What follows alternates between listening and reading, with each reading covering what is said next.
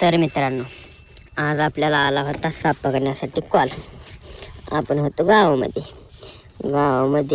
खूप जास्त यात्रेमुळे गर्दी होती. गर्दी असल्यामुळं आपल्याला थोडा उशीर झाला. चालतंय, ठीक आहे. मग तोपर्यंत आपण गावातनं गाडीत काढायचं चालू केलं. तोपर्यंत आपल्याला आपला मित्र भेटलेला. मित्राची गाडी घेतली आणि तिथून आपल्या छत्रपती शिवाजी महाराजांच्या कमानीमधून पुढं आलो की आपल्याला अजून एक मित्र भेटला, बापू वाघ म्हणून.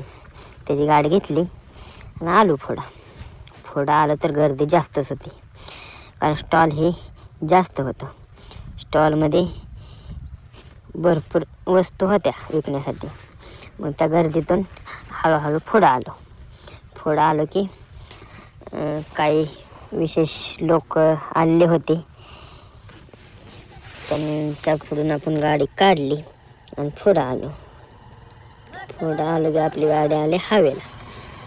हवेवरनं गाडी काढत या कॉलेजपासून कीर्तक वस्तीहून लेफ्ट टर्न मारला, त्यांच्या वस्तीकडे जातो. वस्तीकडे आलो की आपलं त्यांच्या घराकडे गेलो तर घरात औषधाच्या खोलीमध्ये साप होता की मग तिथलं सामान काढायला चालू केलं.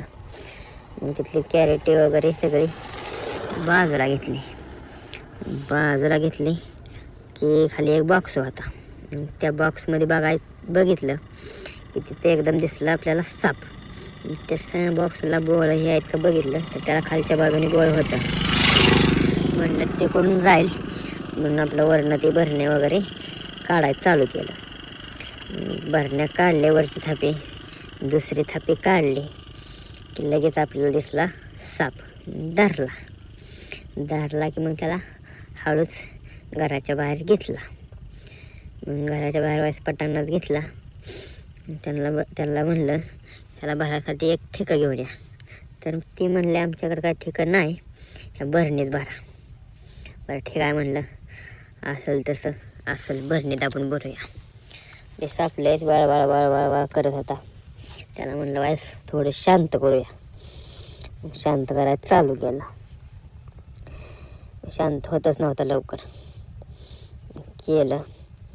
परत त्याला जवळ घेतला की म्हणलं भरणीत आता बस, लय तू बाहेर वळवळ करायला लागलाय. पण ठीक आहे म्हणलं. ते पण आला भरणीत. घेतला भरणीत की टाकला आपण. भरणीत टाकला, टोपण लावलं की त्यांना म्हणलं ह्याला बोळ पाडायसाठी काहीतरी घेऊन या. मग ते आले गरम करून घेऊन एक बारकं दाबान. त्याला आपण बोळ पाडले आणि आलो घेऊन. तोपर्यंत आपलं जोडीदार सागर शिंदे आणि रोहित देवकर आलेलेच होते. त्यांना म्हणलं चला आपण साप सोडून देऊ. मग हा 10 जातीचा साप होता, बिनविषारी असतो. हा शेतकऱ्याचा मित्र आहे. मग आपण फॉरेस्टमध्ये त्याला सोडून दिला. गेला त्याच्या मार्गाने.